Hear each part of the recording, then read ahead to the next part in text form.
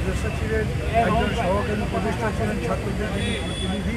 প্রথমেই প্রধান উপদেষ্টা খুবই চমৎকারভাবে বলেছেন, 2 মাস পার হয়ে গেল, এই 2 মাসে আমরা কি করলাম, আপনারা কি বুঝলেন, আপনারা আমাদের কাছে কী আশা করেছিলেন, কতখানি পেয়েছেন, আমাদের সম্পর্ক আরও ভালো হচ্ছে কিনা।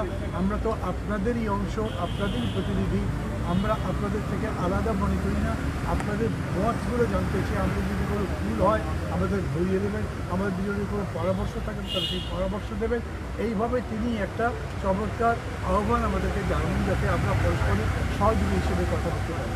তারপরে ওখানে জানাব আরিফ ছিলেন, তাছাড়া ছিলেন আদিলুর রহমান খান শুভ্র তখন কথা বলেছেন। প্রধানত 3টে এজেন্ডা আমাদের দিকে ফিক্স করেছেন। একটা হচ্ছে সংস্কার, একটা খুবই প্রথম গুরুত্ব দিয়ে বলেছেন যে পূজার সামনে আছে, সেই পূজার ব্যাপারটা যাতে এই সম্প্রদায়ের মানুষ যথাযথভাবে শান্তিপূর্ণভাবে পূজাটা সম্পন্ন করতে পারে, এবং তার সাথে সাথে শিল্প এলাকায়, বিশেষ করে গার্মেন্টস এলাকায় যে অসন্তোষটা তৈরি করা হচ্ছে ওনাদের মতে, এগুলোর ব্যাপারে আমরা কী কী করছি সেটা বলছি, আর কী করা উচিত সেটা আপনারা বলবেন। আমরা আপনাদের সর্বত্র সহযোগিতায়, বিশেষ করে পূজা যে সামনে আছে সেটাকে কেন্দ্র করে আমাদের পক্ষ থেকে সবাই কথা বলেছে, আমি যাদের যাদের নাম বললাম, এবং তারা আলাদা আলাদা করে পরামর্শ দিয়েছেন। প্রথমত পূজার ব্যাপারে খুব স্পষ্ট করে আমরা কয়েকটা কথা বলেছি।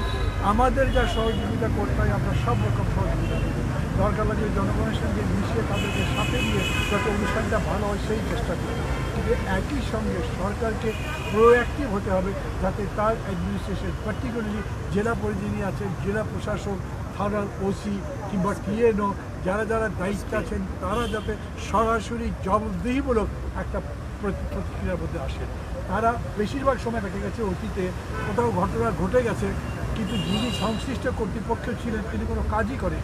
এইবার এটা হতে পারবে না, আগেই তাদেরকে জানিয়ে দেওয়া হোক যে যদি কোনো ধরনের ঘটনা ঘটে এবং এই ব্যাপারে তার যদি কোনো অবহেলা পাওয়া যায় তাহলে তার বিরুদ্ধে শাস্তিমূলক ব্যবস্থা নেওয়া হবে, যাতে তিনি আগে থেকে সতর্ক হন।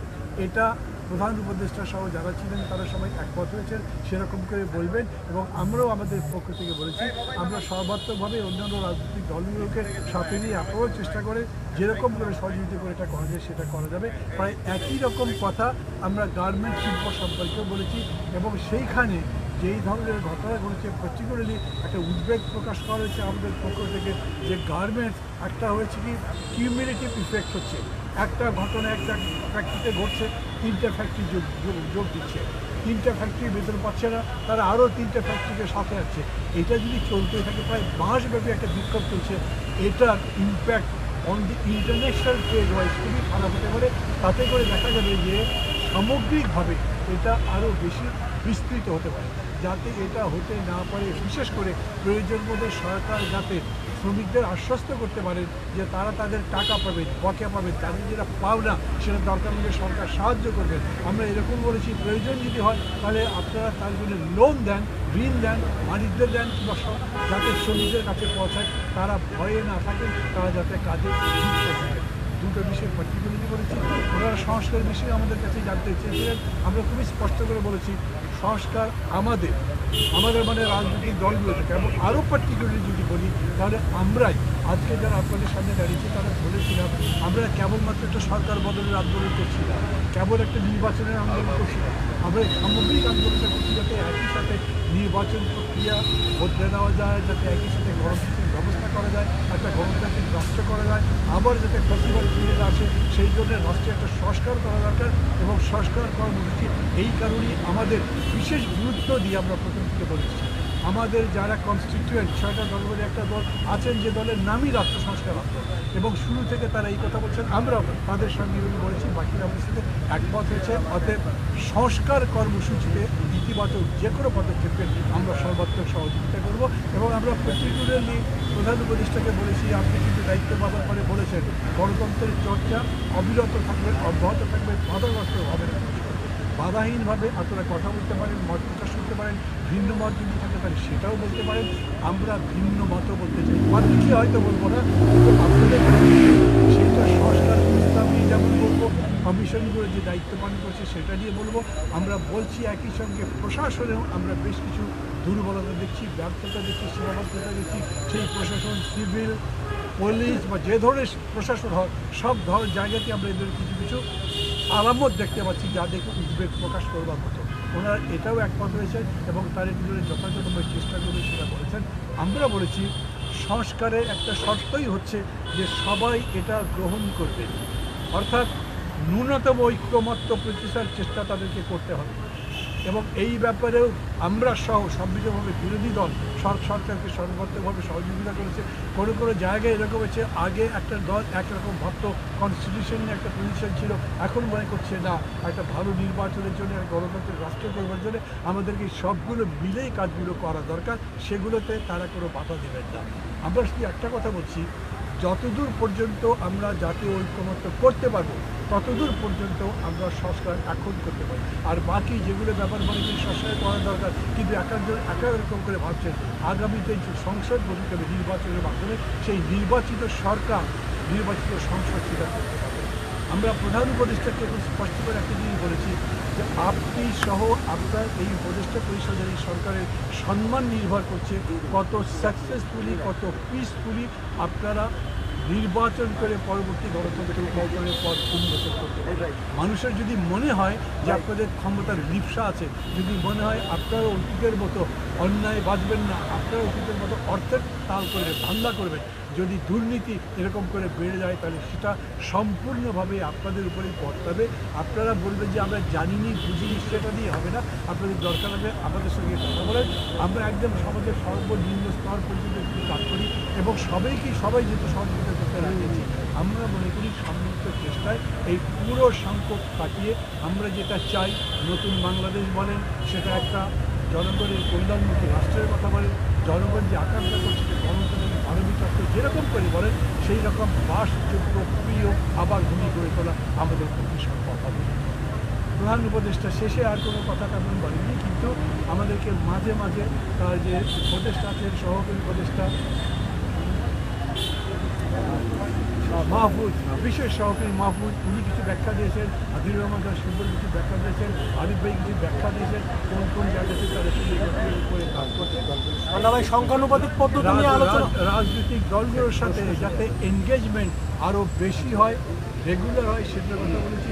দরকার লাগলে তাদের সঙ্গে নিয়মিত বৈঠকে যদি কোনো কাঠামো তৈরি করা যায়, কমিশন বা যে নামেই ডাকি না কেন সেটা করা যেতে পারে, সপ্তাহে পাক্ষিক সেরকম করে হতে পারে। ওনারা এই প্রস্তাবেও একমত হয়েছেন যে হয়তো প্রধান উপদেষ্টা সব জায়গায় বসতে পারবেন না, কিন্তু অন্যান্য উপদেষ্টারা বা কমিশনের যারা চেয়ারম্যান আছেন, অন্যান্য সদস্যরা সবার সঙ্গে নিয়মিত একটা ডিসকোর্সে ইন্টারাকশনের মধ্যে থাকবেন এবং তার মধ্যে যেই সামনের দিকে যাবেন। নির্বাচনী সময়সীমা নিয়ে থ্যাংক ইউ। না, সবাই নিয়ে আমরা কোনো কথা বলি, তারাও বলেন সংখ্যানুপাতিক ভোটের পদ্ধতি নিয়ে কোনো আলাপ হয়েছে না, কি? কোনো আলোচনা হয়নি। ঠিক আছে, কোনো প্রশ্ন থাকলে আপনারা বলেন। সাকিব ভাই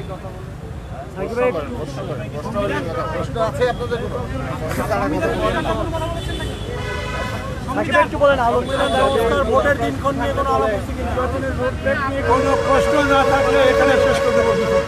এখানে বক্তৃতা হবে না, প্রশ্ন থাকলে বলেন।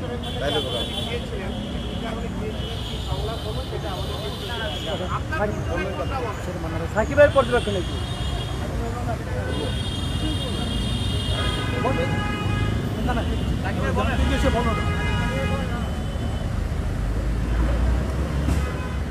আমরা অন্তর্বর্তী সরকার রাজনৈতিক দলগুলোর সাথে বৈঠক করার জন্য তারা আজকে আহ্বান করেছেন, গণতন্ত্র মঞ্চকেও তারা আহ্বান করেছেন। আমরা সেই আহ্বানের সাড়া দিয়ে অন্তর্বর্তী সরকারের সাথে বৈঠক করেছি। আমরা বলেছি যে এই অন্তর্বর্তী সরকার ছাত্র শ্রমিক জনতার গণঅভ্যুত্থানের উপর দাঁড়িয়ে, তাদের রক্তের উপর দাঁড়িয়ে সরকার গঠিত হয়েছে। ফলে এই দেশের জনগণের যে আকাঙ্ক্ষা, সেই আকাঙ্ক্ষা বাস্তবায়ন করা তাদের দায়িত্ব। সেই দিক থেকে তাদের যে আশু কর্তব্য, জনজীবনে শৃঙ্খলা ফিরিয়ে আনা, জানমালের নিরাপত্তা প্রতিষ্ঠা করা এবং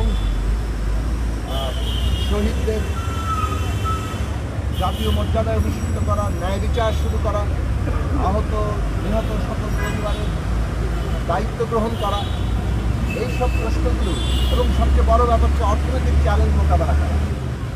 এই সব বিষয়ে ইতিমধ্যে আমাদের সমন্বয়ক বলেছেন, আমরা কতগুলো সুনির্দিষ্ট প্রস্তাব দিয়েছি এবং সেই সব প্রস্তাবগুলো ইতিমধ্যে সরকার, অন্তর্বর্তী সরকার প্রধান প্রফেসর ডক্টর মোহাম্মদ ইউনূস সহ তাদের সরকারের সাথে সংশ্লিষ্ট সকল উপদেষ্টা এবং অন্যান্যরা সবাই ছিলেন, তারা সকলেই ইতিবাচকভাবে গ্রহণ করেছে। এবং আমরা যেটা বলেছি যে আশু কাজের পাশাপাশি দীর্ঘমেয়াদী যে আপনাদের কাজ, সেটা হচ্ছে একটা রাজনৈতিক প্রক্রিয়া শুরু করা, অর্থাৎ এখানে কিভাবে এই নতুন রাজনৈতিক বন্দোবস্ত, সংস্কার এবং একটা গণতান্ত্রিক নির্বাচন হবে সেই বিষয়ে রাজনৈতিক দলগুলোর সাথে আলাপ আলোচনা করা, শিক্ষার্থীদের সহ এবং দেশের শ্রেণী পেশার অংশীদার সহ রাজনৈতিক দলগুলো সহ একটা আলাপ আলোচনাটাকে নিবিড় করা। সেটার জন্য আমাদের দিক থেকে আমরা মনে করি যে একটা কাঠামো তৈরি করা দরকার। একটা জাতীয় রাজনৈতিক ন্যাশনাল পলিটিক্যাল কাউন্সিল হতে পারে, যেখানে এই অংশীজনেরা, শিক্ষার্থী, রাজনৈতিক দল, শ্রেণী পেশার অংশীজনেরা বসবেন এবং সরকার যেহেতু এই অংশীজনদের সমর্থনের উপর দাঁড়িয়ে আছে, তাদের সাথে রাজনৈতিক প্রক্রিয়ার উত্তরণ এবং এই যে প্রাত্যহিক যে আজকে পরিস্থিতি মোকাবেলা করতে হচ্ছে, সেই জায়গায় আমরা রাজনৈতিক দলগুলো ভূমিকা রাখতে পারি। আমরা বিশেষভাবে গার্মেন্টস পরিস্থিতি, দুর্গাপূজা আসন্ন তার পরিস্থিতি এবং দেশে মাজারে হামলা, মন্দিরে হামলা, নারীর উপর হয়রানি, নানা ধরনের ঘটনা ঘটছে এবং এগুলোকে কেন্দ্র করে বাংলাদেশ সম্পর্কে যে প্রচারণা চলছে, সেই ক্ষেত্রে সরকারের ভূমিকা, রাজনৈতিক দলগুলোর ভূমিকা এবং সামগ্রিকভাবে এই ভূমিকা নিয়ে আমরা আলোচনা করেছি। অত্যন্ত ইতিবাচক আলোচনা হয়েছে। আমরা আশা করি সমস্ত প্রস্তাবগুলো গৃহীত হবে এবং আরও অনেক কার্যকর পদক্ষেপ আমরা সামনে দেখতে পাবো। বলা হচ্ছে যে নির্বাচনের দিনে সংস্কার গুরুত্বপূর্ণ, আপনারা কোনটার উপরে গুরুত্ব দিচ্ছেন, নির্বাচনে উঠবেন না সংস্কারের উঠবেন? আমরা মনে করি গণতান্ত্রিক নির্বাচন, দেশের নতুন রাজনৈতিক বন্দোবস্ত, প্রতিষ্ঠান, আইন সংস্কার, এগুলোর একটা গুরুত্বপূর্ণ অংশ। নির্বাচন ছাড়া মানে এটা সংস্কার ছাড়া নির্বাচন, দুটোকে প্রতিপক্ষ হিসেবে দাঁড় করানোর কিছু নেই।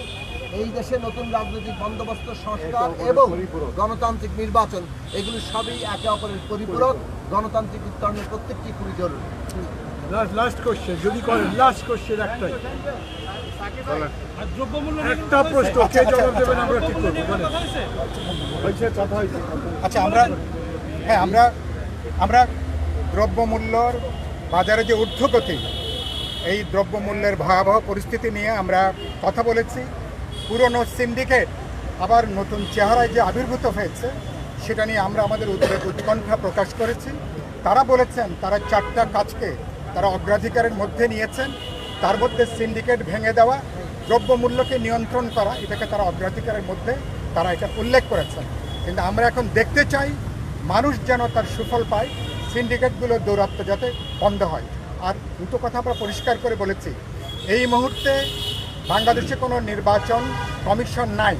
কিভাবে নতুন নির্বাচন কমিশন গঠন হবে এ ব্যাপারে তারা যাতে অগ্রাধিকারের ভিত্তিতে তারা যেন একটা উদ্যোগ তারা গ্রহণ করেন। ভোটার তালিকা হালনাগাদ করা, এটা একটা বড় একটা প্রশ্ন এবং এটা সময় সাপেক্ষ ব্যাপার। তারা যেটা বলেছেন, তারা যে কমিশন গঠন হয়েছে